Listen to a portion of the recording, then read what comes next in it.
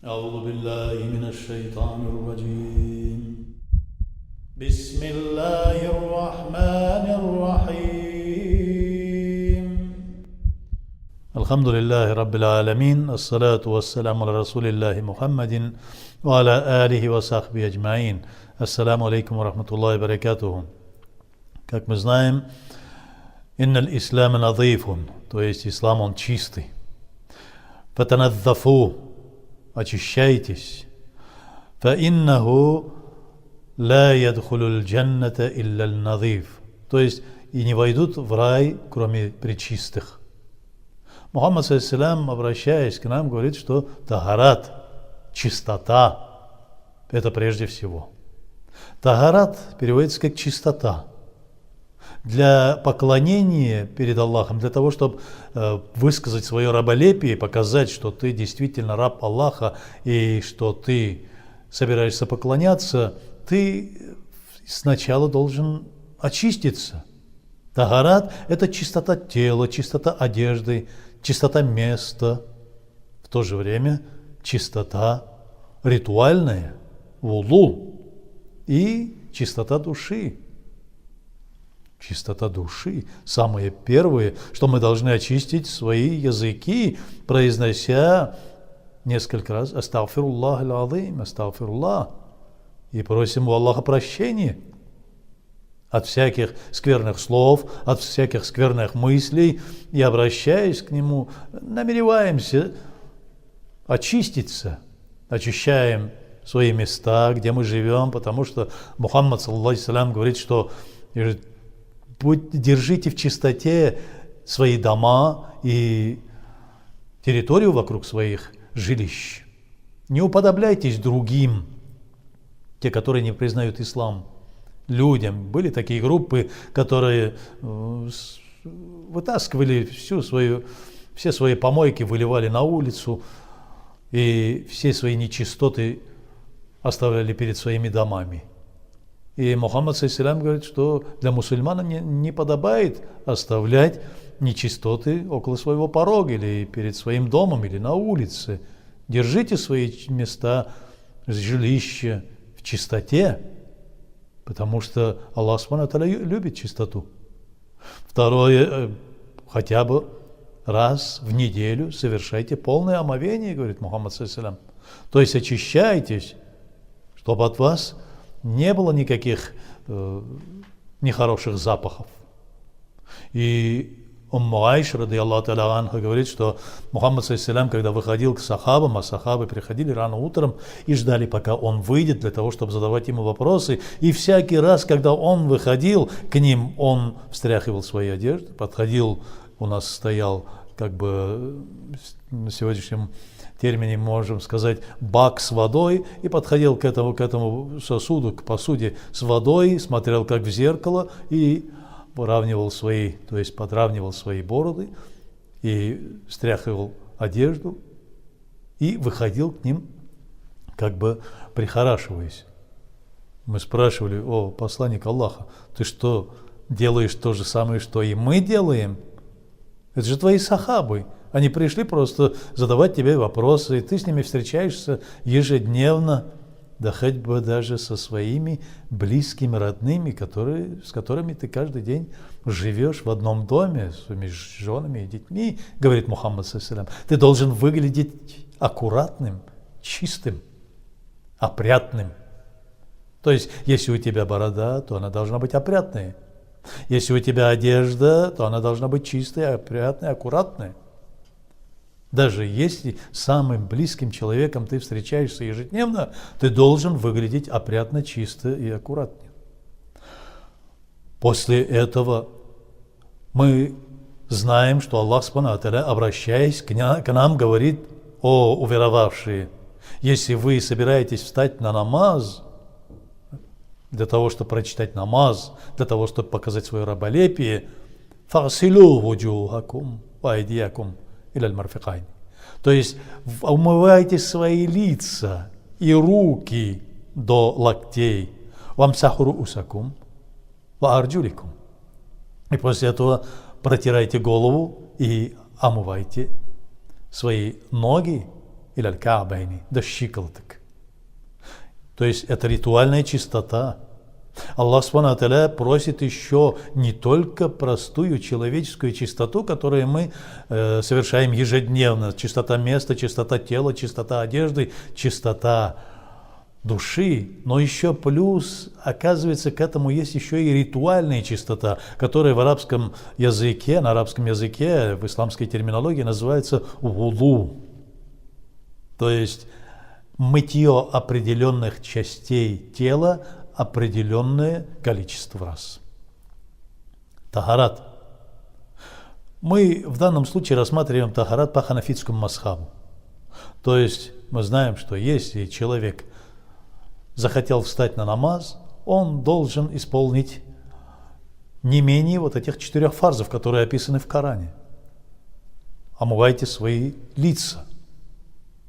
Если мы не помоем свое лицо, значит мы пропускаем фарз. Это во время тахарата. Второе, руки до локтей, чтобы и локти у нас включительно омывались. После этого протираем 1/4 часть головы на 4 пальца, начиная от края, от корней волос и выше. Не менее этого по ханафитскому мазхабу.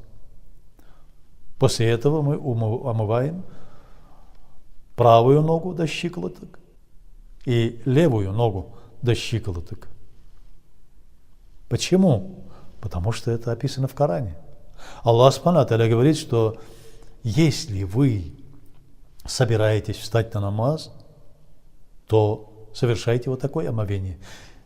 Значит, тахарат, вуду предназначен самое первое для того, чтобы совершить намаз. И без тахарата, без совершения вуду, ритуального омовения, ритуального малого омовения, намаз не будет считаться намазом. После этого мы знаем, что у нас в ханафитском мазхабе 15 сун, то есть 4 фарза в тахарате, в вуду, и 15 сун. Посмотрим, что это за сунны. Это первое, что начинать со слов «Бисмиллахир рахманир рахим». Второе, иметь в душе намерение для того, чтобы совершить тахарат. Можно и произносить языком. Третье, очистить мисваком, или в крайнем случае пальцем, зубы, чтобы во рту в полости рта не оставалось ничего. Это тоже из сунны пророка Мухаммада ﷺ. После этого трижды прополоскать рот, трижды прополоскать нос, высмаркиваясь. После этого идет перебирание бороды. Если борода большая, то мы должны мокрыми пальцами перебрать его, провести по этой бороде. Потом сунна, то, что мы должны промыть между пальцами рук и ног. Трижды омыть лицо, руки и ноги. После этого правую руку омыть прежде, чем левую руку. То есть начинать с правой стороны. И правую ногу помыть прежде, чем левую ногу. Это тоже сунна. Протереть всю голову от лба, от корней волос до затылка. Это тоже сунна. Как мы знаем, фарз 1/4 часть головы протеряем, а сунна полностью до затылка, в отличие от мазхаба Малика ибн Анаса. Потому что в мазхабе Малика ибн Анаса там протирание головы полностью является фарзом. После этого протираем уши мокрыми пальцами и снутри, и снаружи. После этого протираем шею тыльной стороной ладони, мокрой тыльной стороной ладони. После этого сунна совершать тахарат, вуду в известном порядке, совершать омовение, ритуальное малое омовение, тахарат, вуду, не прерываясь. И вот это 15 сун, то есть 4 фарза, 15 сун в ханафитском мазхабе. Мы должны придерживаться этого. После этого есть еще и поощряемые действия.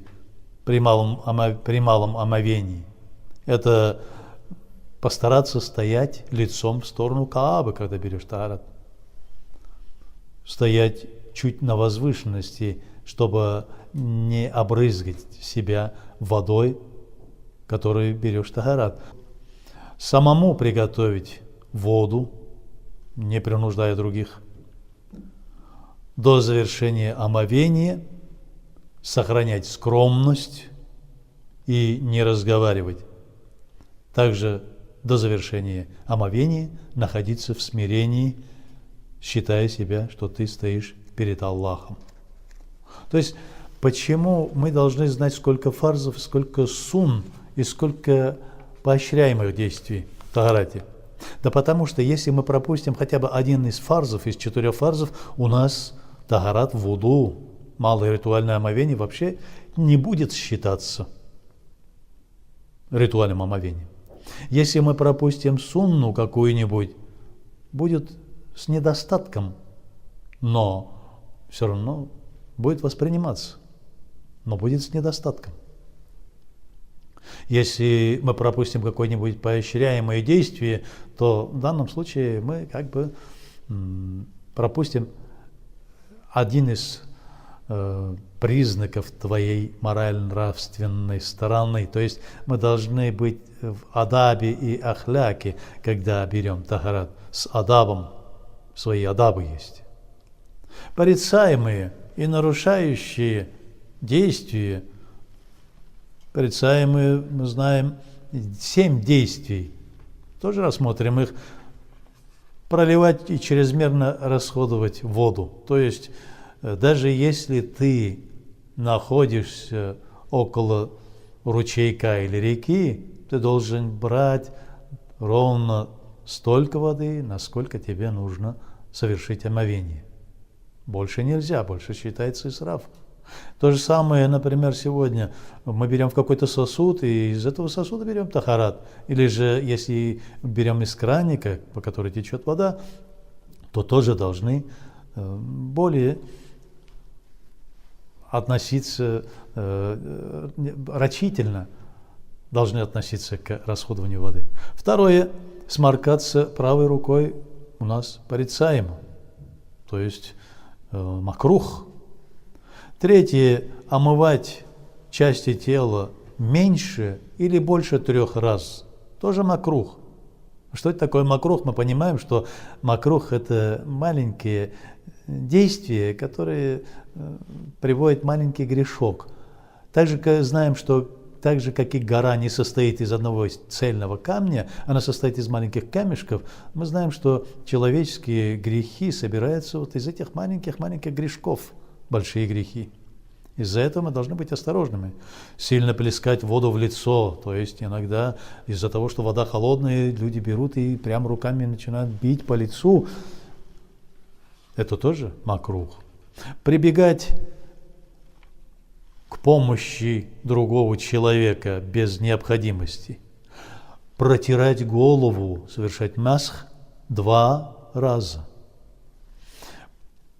Говорить о мирских делах во время малого омовения.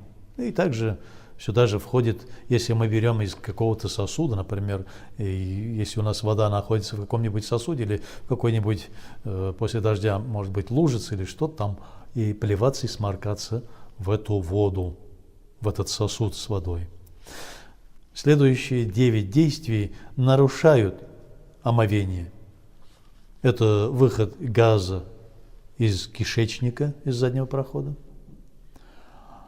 выход мочи и кала и других выделений из мочеполовых путей и заднего прохода, кровотечение, выделение гноя и лимфов из ран. В отличие от шафиитского мазхаба, например, у нас то, если из рана стекает какая кровь или сукровица, или гной, или лимф, то у нас нарушается омовение, тахарат. Кровотечение из носа или десен. Иногда некоторые люди начинают очень сильно чистить зубы мисваком, уже стоя на намазе во время, когда произносится камат. В это время, если у человека десна очень тонкая, может начать кровоточить. Если идет у тебя кровь, во рту появилась кровь, если она больше, чем слюны, то в данном случае по ханафитскому мазхабу у тебя тахарат нарушен, и твой намаз не воспринимается. Выделение слизи из глаз в виде гноя по причине болезни. Выделение изо рта даже маленького количества крови, то есть рвотой, кровью, или же рвота, которая заполняет рот, рвота пищей, или что-то там, если мы полный рот мы вырываем, то это нарушает. Или же малое количество рвоты, но уже кровью. Сон, лежа, или же сидя, опираясь на что-нибудь, на стену или на спинку стула. Если человек сидит, сложив ноги по-турецки, или же как во время ат-тахията, во время ташахуда, то в это время не считается, что нарушено. После этого потеря сознания от опьянения или временного сумасшествия, безумства. Также нарушает тахарат громкий смех во время намаза. Тахарат. Мы должны быть очень осторожными для того, чтобы наш намаз был воспринят Аллахом, и чтобы наш намаз был действительный, законченный, кямель. Для этого мы должны очень осторожно обращаться с малым ритуальным омовением. И еще одно. Очень много людей сейчас хотят соединить мазхабы и во время тахарата. Но вы поймите, что если ты берешь тахарат по одной школе, религиозно-правовой школе, и начинаешь читать намаз по другой религиозной правовой школе, то у тебя может не воспримется намаз. Почему? А потому что есть некоторые условия тахарата шафиитского мазхаба и ханафитского мазхаба. Если ты взял тахарат по ханафитскому мазхабу и решился читать намаз по шафиитскому мазхабу, то это будет неправильно. Есть там некоторые моменты, которые нарушают. Если ты взял тахарат по шафиитскому мазхабу и намереваешься читать намаз по ханафитскому мазхабу, то тоже может не восприняться, потому что не выполнены полностью те условия тахарата, которые обозначены в ханафитском мазхабе. Из-за этого нам, мусульманам, нужно получать знания, достоверные знания, то есть изучить досконально одну школу, правовую школу, мазхаб. А потом уже можно изучать и остальные школы. А после этого, если ты достигнешь уровня муджтахида, то тогда ты можешь читать намаз, как ты понимаешь, это уже из тех знаний, которые ты получил, на основе тех знаний, которые у тебя есть. Но для этого нужно дорасти, для этого нужно быть великим муджтахидом, таким же, как Абу Ханифа, Шафири, Малик или Ахмад ибн Ханбаль. Да, просим у Аллаха, чтобы Он возвеличил нас и дал нам большие знания, и вывел нас на прямой путь. Раббана, атина фид дунья хасанатан, ва фил ахирати хасанатан, ва кина азабан нар. Аллах.